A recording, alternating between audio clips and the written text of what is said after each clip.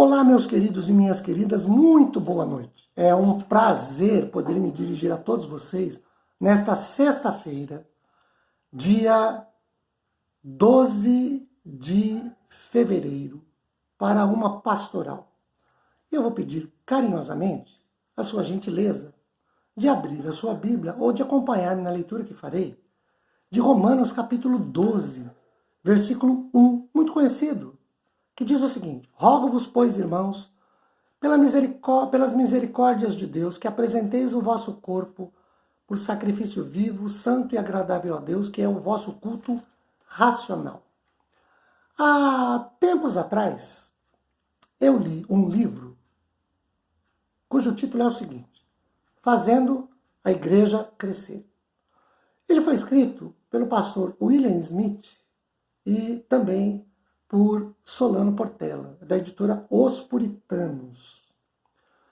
E no capítulo de número 7, eu me deparei com alguns dizeres, cujo título do capítulo é Uma Visão Crítica do Movimento, que o livro trata sobre o movimento de crescimento de igreja, da forma como ele é colocado. As páginas 57 e 58, que constam no capítulo 7, então eu me deparei com algumas coisas que eu quero compartilhar com vocês todos nesta pastoral. Veja, o reverendo Smith, ele conta que, em certa ocasião, participou de um seminário promovido pela PCA, pela Presbyterian Church of America. A Igreja Presbiteriana do Brasil mantém uma relação com essa igreja que é co-irmã. E ele constatou que ela, a PCA, coloca ênfase na proposta que faz o evangelismo controlar todas as áreas da igreja. E aí ele questionou o seguinte: o que eles entendem por culto? No livro, o próprio reverendo Smith responde a essa questão. Ele diz assim: eles entendem que se deve fazer todo o possível para que o culto seja atraente, como também não ameaçador ao descrente. E aí você talvez possa se perguntar: pastor, traduz isso para nós? Bom, vamos tentar. Nas palavras do reverendo Smith, esse culto atraente aos crentes e não ameaçador aos descrentes significa alguns posicionamentos. Primeiro, que os sacramentos, a Santa Ceia e o batismo, por serem estranhos aos olhos dos incrédulos, não seriam ministrados no culto da manhã, que é o culto principal lá na cultura americana. É culto de ceia, então não ministra para quando tiver crente aqui, ou não, desculpa, quando tiver ímpio aqui, não crente, não ministre para que não crente se sinta desconfortável, coisas dessa natureza. Ou não abra para não crente. Segundo, eles entendiam que devia se utilizar o teatro em adição à pregação da palavra de Deus. Então, tem mensagem? Então que tem uma peça para falar sobre o assunto. Terceiro, pregar sermões tópicos que abordem várias situações da vida, ao invés de sermões expositivos, doutrinários, sequenciados. Porque o ímpio entende melhor quando não se prega sermão expositivo, e sim sermão tópico, falando da vida do dia a dia. Quarto, dizer aos incrédulos que eles não precisam participar da oferta, para que não se sintam constrangidos, para que não se sintam peixes fora d'água, coisas dessa natureza. Quinto, usar data show. E não mais inários para os hinos. Porque os crentes novos, e principalmente os não crentes, não têm o hábito de folhear inário.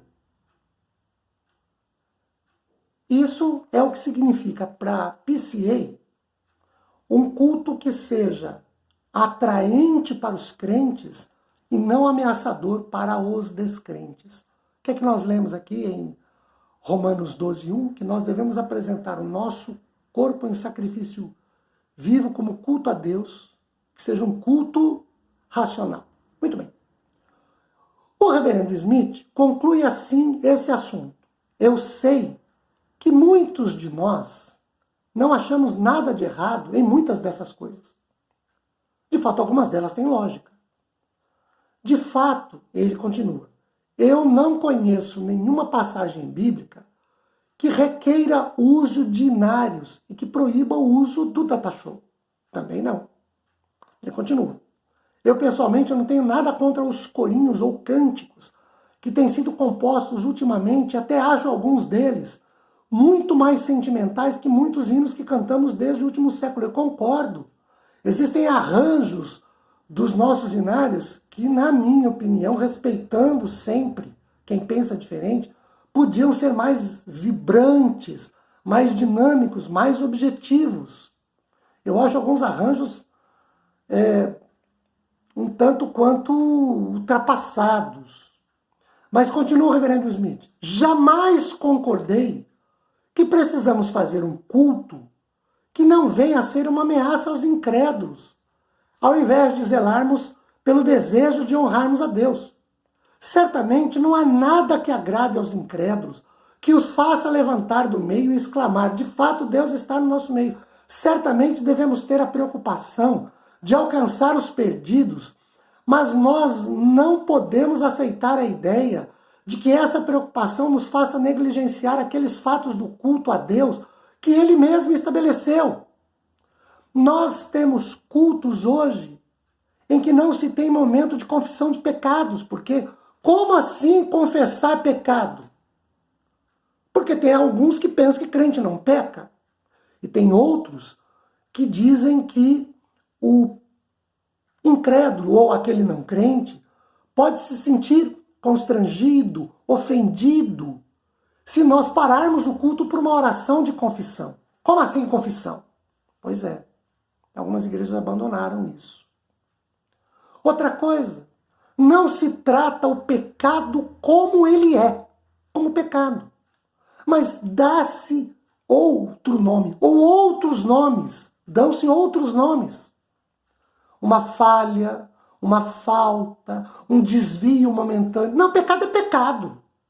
E tem que ser tratado como tal. Nós não podemos tirar o foco, a atenção devida a Deus no louvor e assim colocá-los nos incrédulos. Queridos, os nossos cultos, que a Bíblia diz que são cultos que devem ser racionais para agradar a Deus, são cultos para agradar a Deus, não para agradar as pessoas. Eu não posso fazer um culto onde desagrade a Deus e agrade as pessoas. Eu não posso fazer um culto onde Deus se sinta muito mal, mas as pessoas, principalmente as não crentes, se sintam muito bem. Eu, particularmente, não tenho nada contra esse tipo de coisa. Como eu disse, tenho nada contra o uso do data show, eu uso aqui na igreja. Não tenho nada contra o uso de tecnologias, eu uso algumas aqui na igreja. Eu não tenho nada contra usar um momento de teatro para a exposição da palavra, mas eu não uso isso como meio. E muito menos substituo a pregação por isso. Que tipo de culto nós temos prestado? A quem prestamos o culto? Qual é o objetivo do nosso culto? O texto que nós lemos aqui de Romanos fala-nos de que o nosso corpo deve ser um sacrifício vivo, santo e agradável a Deus, que é o nosso culto racional. Nosso culto é vivo. Porque o culto vivo é o culto que é dirigido a Deus, não ao homem. Culto ao homem é culto morto. Culto a Deus é culto vivo. Outra coisa, ele é santo, ou seja, ele é separado para Deus ou ele é separado para o homem. E por último, ele tem que ser um culto agradável, como a gente já disse aqui, a Deus, nunca ao homem.